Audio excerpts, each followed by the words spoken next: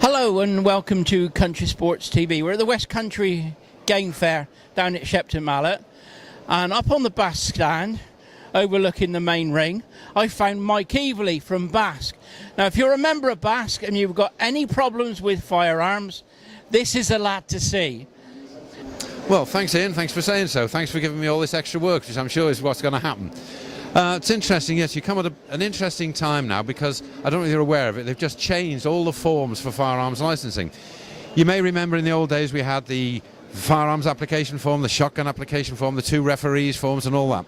And you had to have counter signatures, you had to be ministers of religion, doctors and dentists. All gone now. Now all you have to have is 2 referees for a firearm and 1 referee for a shotgun. And it doesn't have to be a bank manager, it doesn't have to be a doctor, it's your next door neighbour, the fellow who knows you well. So long as he's not a criminal, he's not a member of your family, not a police employee, you're fine, not a problem at all.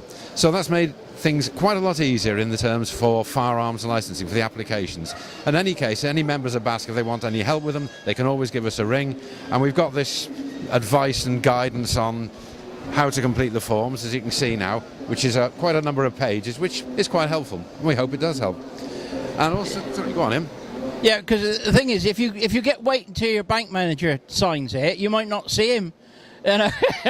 Although you've known him for 20 or 30 years, you might only see him 3 or 4 times. Yep. Yeah, it was a completely pointless exercise. We argued with the Home Office about this, and they agreed that, frankly, it wasn't doing the purpose it should have done. So now it's going to be a lot simpler for people, which is great. Another thing, interestingly, and we've had of late, we've had quite a lot of people getting into trouble with putting stuff on Facebook or posting stuff on Twitter or on websites, which has upset a lot of people. Yeah, because I've got a lot of stuff, because being that we're an internet-based organisation, Country Sports TV, with the Union of Country Sports Workers, I've got Facebook, yep. I've got photographs of me shooting, pigeon shooting, I do videos on pigeon shooting. And here we are now, yeah. Well, what sort of problems are you finding? Well, people have what might be described as inappropriate videos. Kids playing with guns, which may or may not be real.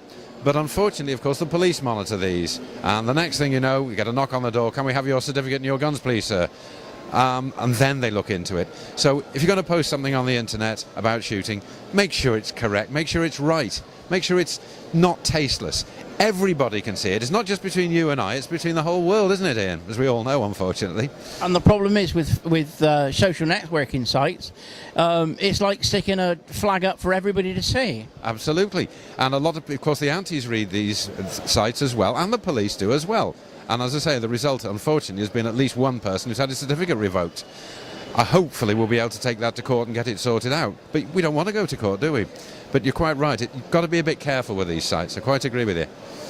Brilliant. Mike Eveleigh from BASC.